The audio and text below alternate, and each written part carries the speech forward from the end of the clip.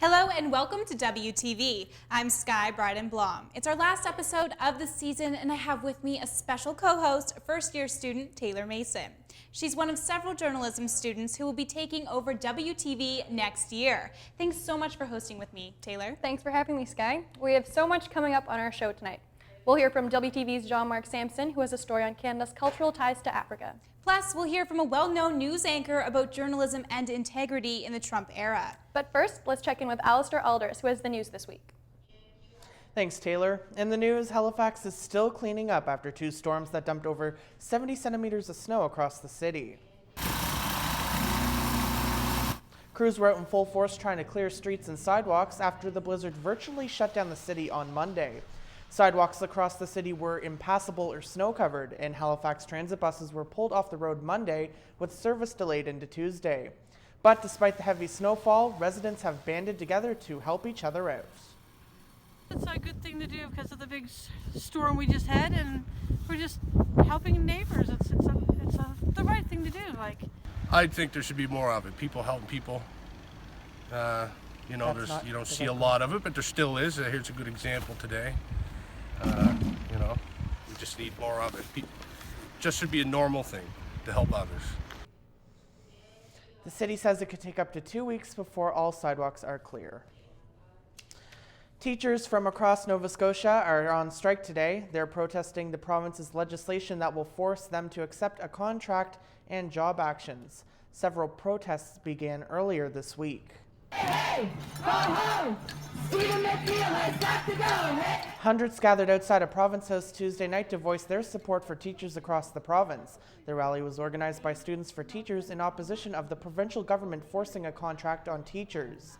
Rachel Creaser is a teacher who protested during Monday's blizzard. She says the government needs to sit down and have fair negotiations. Their job is not to legislate workers to work, it's to negotiate with them, listen to them, and listen to their concerns. But clearly, they are dictating instead of being a democratic government, and that needs to be addressed, and all Nova Scotians need to address that. Bill 75 combines the three rejected tentative agreements into one contract. It will include a 3% wage increase and freeze the long service award retroactive to July 2015. Debate of the bill is expected to continue into the weekend. It's expected to pass by early next week. Wannabe gardeners in Lower Sackville will soon have a new place to flex their green thumbs. Although the ground may be covered with snow now, a community food garden is being planned to launch here this spring. The 5,000 square foot garden will be constructed along walking trails behind Acadia Hall. The garden will be all organic and free to the public to use, and people will be able to sign up for plots.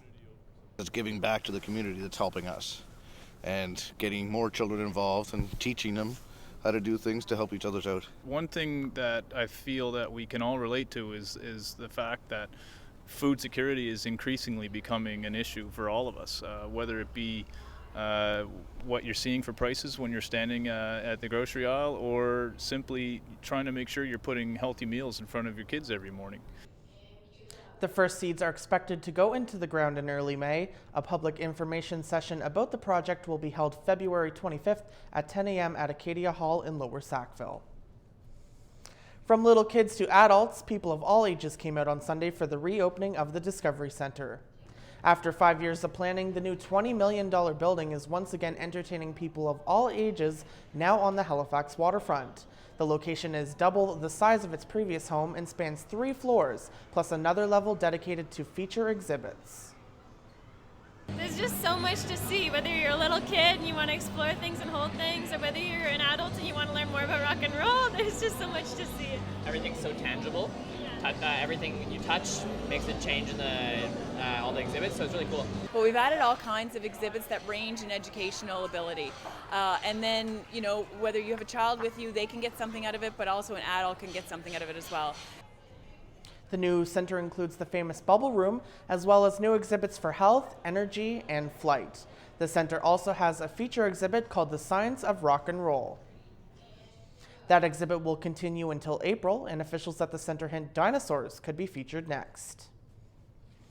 For the past 3 weeks, we've been previewing new videos from our North Preston Land Title Project. Tonight, we bring you Elaine Kane's story. Last year, we told you about her struggle to gain title to the land that her father wants to pass down to her. In this update, we find out what's changed. My family, especially my children, they don't want to see me going through this. They don't want to see me being depressed every time I talk to the government or the province and they tell me, well, there's something else in the way. Okay, you know, like we've been grooming the property almost every year.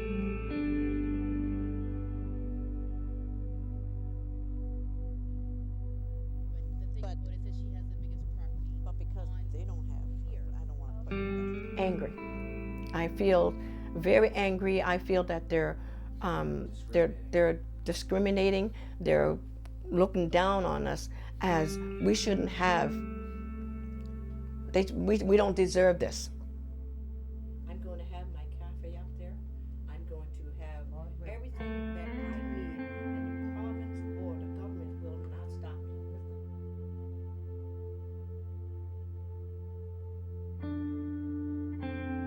I built a shed there because I want to take possession of where I was born. And there's nobody's going to take it from me, not the government, not family, no one.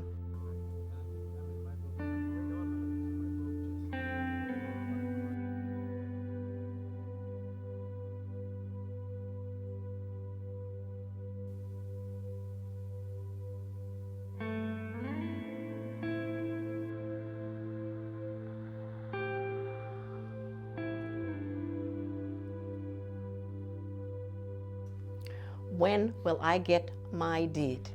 When will the people in North Preston get their deeds? When will they get their surveying? Like, why haven't they done what they promised to do?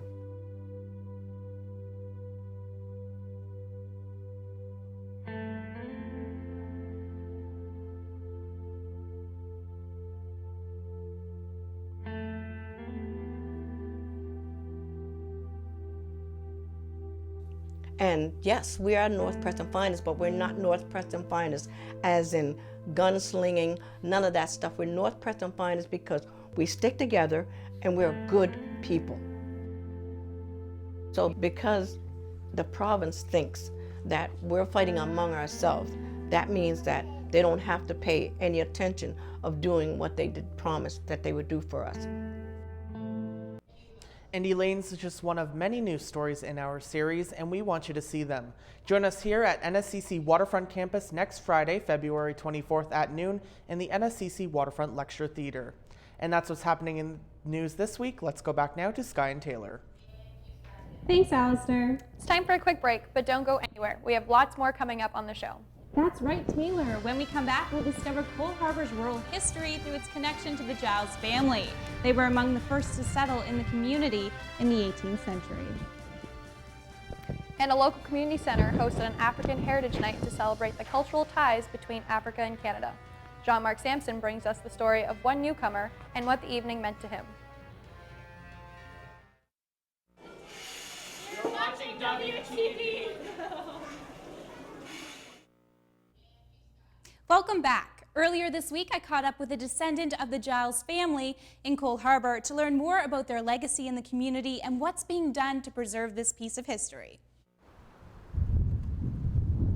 There's been so many Gileses lived here, died here, been buried here. My DNA is in this soil. Nestled away in a suburban neighborhood is a little piece of Cole Harbour's history known as the Giles House. For Donna Giles, this history has a personal connection. It's a little bit of my roots, a little bit of my childhood that's still captured among this suburban growth that has happened over the years. So it's beautiful to be able to go there. It's nostalgic for me. She's a seventh-generation Giles, a descendant of Joseph Giles, who was one of the first to settle in Cole Harbour. He arrived from the United States in 1786, and his family quickly became farmers, shaping the land this community was built on through their hard work. He first lived in this historic house in the 1780s. For Donna Giles, this quaint home is a reminder of her family's legacy. It's just a little piece of home that I I can go back to. My parents are gone, so I don't have anybody that I can listen to the old stories about anymore. So going there helps me to bring that back. Today, the Giles House is one of the oldest buildings in Cole Harbour. It rests on land at the Cole Harbour Heritage Farm Museum. Donna Giles says it offers residents a rare glimpse into the community's rural past and agricultural history. That in the midst of this metropolis, in the midst of a busy life, come and look at this quaint little farm that shows you the roots of where we started, where we began, when the land was first cleared here. Now the Giles family is determined to capture this legacy through the help of modern technology. In December, the family started a Facebook page for the descendants of Joseph and Anna Giles. This page already has over 40 members who are committed to sharing photos, documents, and stories of the Giles family legacy. It helps you to find relatives you didn't know you had, the connections. We could be living with people in the same community that we don't know we're related to, and that page helps to bring that to the forefront. Donna Giles says this page has introduced her to the descendants of her father's sister, relatives who have been lost through time, and it is now her hope that more members of the Giles family will join so they can continue to preserve this history. We want to see how we've grown. Who's new to this generation? We want to see your faces. We want to make connections. Donna Giles jokes that if she continues to discover relatives that she didn't know she had through Facebook, they may have to rent out the entire Scotiabank Centre for a family reunion.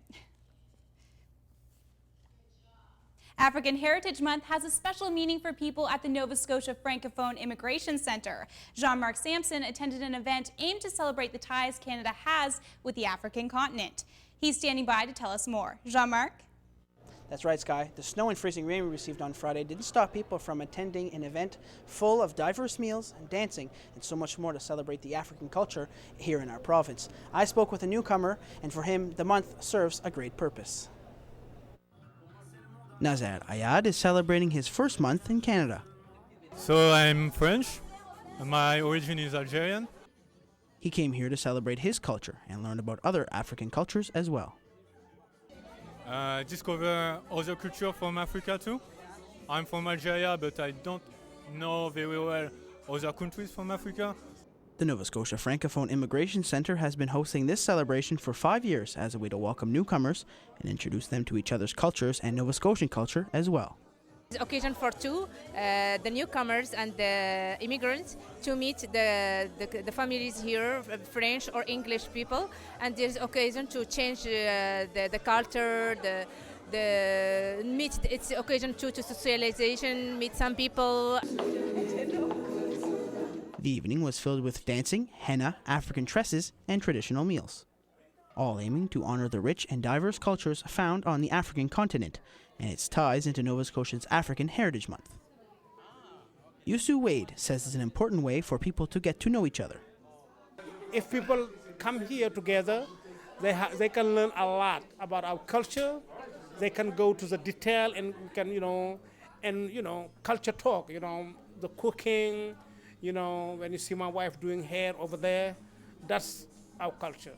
And that's important, if you want to integrate in Canada, it's very important for people to know each other's culture.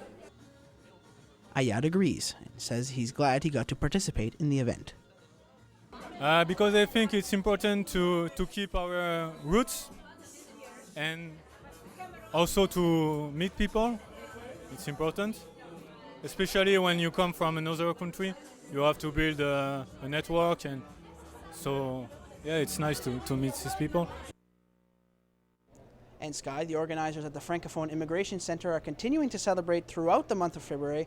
Tomorrow night at École Secondaire du Sommet in Bedford, there will be a trivia night where you can go and meet newcomers and make new friends, all while playing trivia. Of course, that event is in French. Back to you, Skye. Thanks, Jean-Marc. It's a great way to celebrate Canada's diversity. And there's still time to catch other African Heritage Month events, so check them out. But for right now, it's time for another quick break. Make sure you stay with us. There are so many sources for information, and many of them are not under the umbrella of conventional media. That's CTV's Steve Murphy sharing his thoughts on the role of journalism today. More from that interview when we return.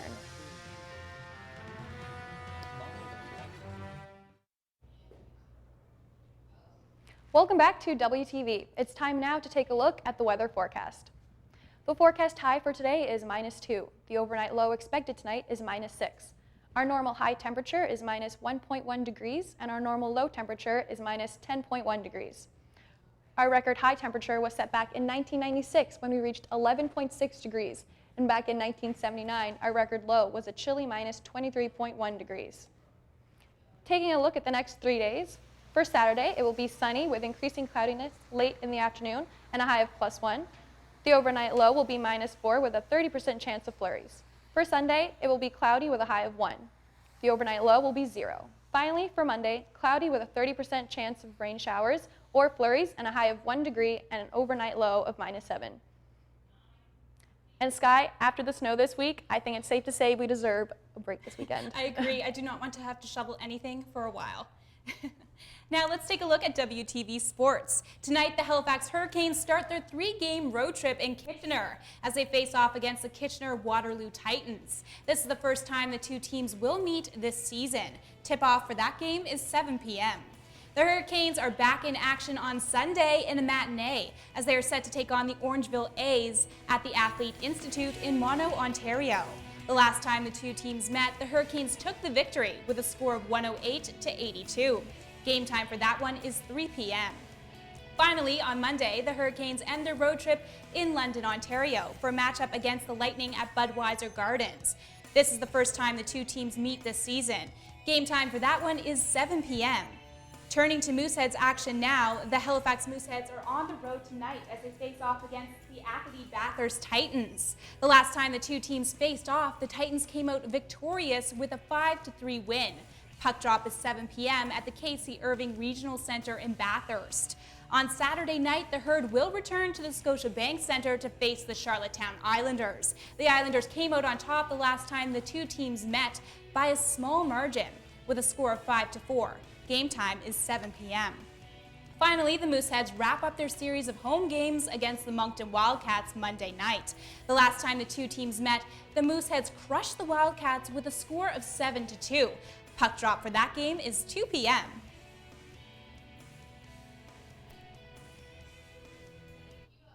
And that's a look at sports this week. It's time now for one of our feature interviews. Since Donald Trump was elected President of the United States, he's had a volatile relationship with the news media. He calls news that is critical of him fake, and one of his senior advisors coined the term alternative facts. I had the chance to sit down with Steve Murphy, Senior Executive News Editor and anchor of CTV News at 6, to talk about journalistic integrity in the Trump era. Well, I'll start by asking, what does journalistic integrity mean to you? Well, that's a good question. Integrity, I think, in journalism and in many things flows from a few basic values. But in journalism, I think we could summarize them as accuracy, fairness, and balance. And I think if you're able to be accurate, fair, and balanced, the result will be integrity. Having said that, in my experience, integrity also somewhat lies in the eye of the beholder. As journalists, sometimes we feel we're doing a good job being accurate and fair and balanced, and sometimes the people who receive our work on radio, television, online, or in the press don't agree. So some of this assessment really lies with the people who are the critics and the consumers of our work. But as the producers and as the reporters, accuracy, fairness, and balance produce integrity. In 2004, Dan Rather and most of his news team were fired from CBS because they reported on a story that could have impacted the U.S. election. Now in 2016, every major U.S. news outlet was going to WikiLeaks emails and documents that could not be proven accurate or true. Many think it impacted the election. So what has changed in the media in the last 12 years about needing Well, a lot true, has changed. factual? Here's what hasn't changed, and then we can talk about what has changed. What hasn't changed is the need to be accurate, fair, and balanced. What has changed is that there are so many sources for information, and many of them are not under the umbrella of conventional media. Conventional news is still being reported and edited and published by people who accept authorship and responsibility for what they report, edit, and publish. But the new media, we call them social media, but really they're only faster media. They frequently originate with people who are not journalists. They may or may not be concerned about accuracy, fairness, and balance. They have a device in their pocket that can both report the story, edit it, and publish it. And as a result, there's not the same level of accountability as there was in 2004. It always was, certainly in the common law world, that media people, reporters, publishers, editors, were held accountable for what they said. And when they said something that was wrong, something that was provably incorrect, that was defamatory or damaging, that the person who was damaged had redress. They could go to court, or they could go to the company, the regulator, or the industry council and have some sort of redress.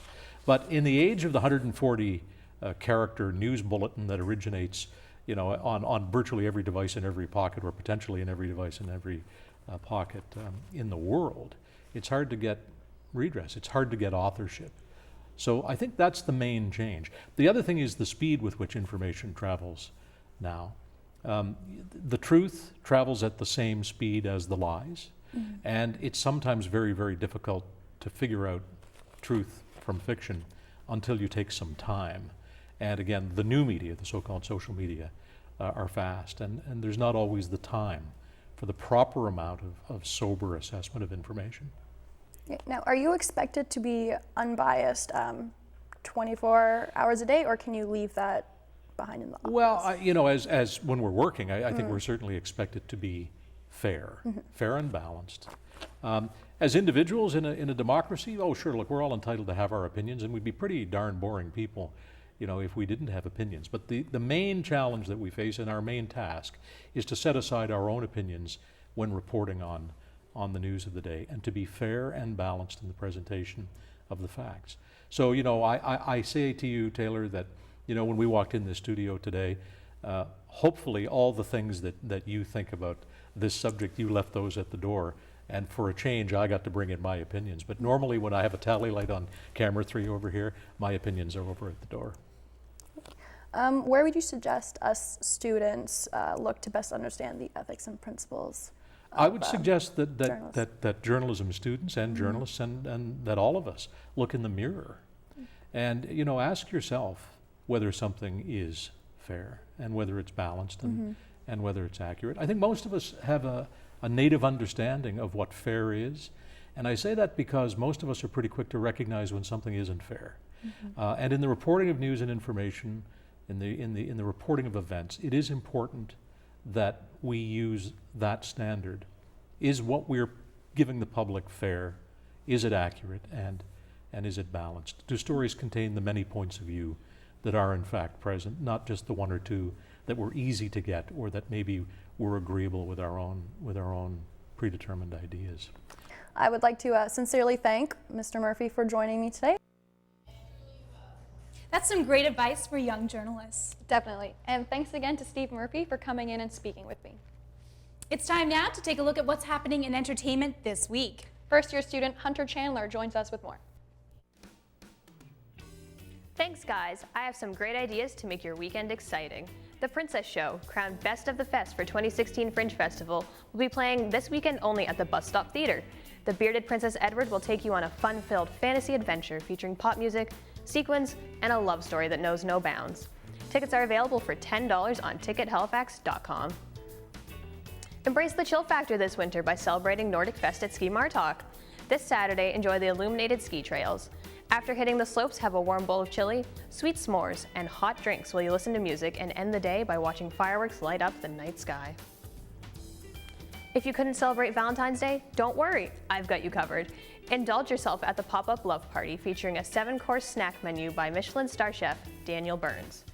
A modern performance of Plato's Symposium will be sure to entertain while you dine on divine tastings at Battery Park. Tickets range from $20 to $40 and can be purchased at tickethalifax.com.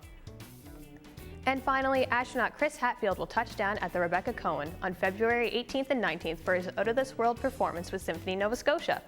Look forward to being serenaded to space opera tunes from E.T., Star Wars, and Apollo 13. Tickets are on sale at the Dalhousie box office. It's sure to be a blast. And that wraps up your weekend entertainment. I hope you have a great time and take care. Back to you guys. Thanks, Hunter. That's the end of our show. Thank you so much for joining us for WTV this past year. Next year, I'll be part of a new team taking over WTV, and we'll have new stories, and new faces. In the meantime, make sure to follow us on social media. You can find us online at WTV Media. You can also see previous WTV episodes and stories online at waterfronttv.org. And don't forget to join us here at NSCC's Waterfront campus for the launch of new stories in our North Preston Land Titles series. That takes place Friday, February 24th at noon. We'd love to see you there. Good night. Good night.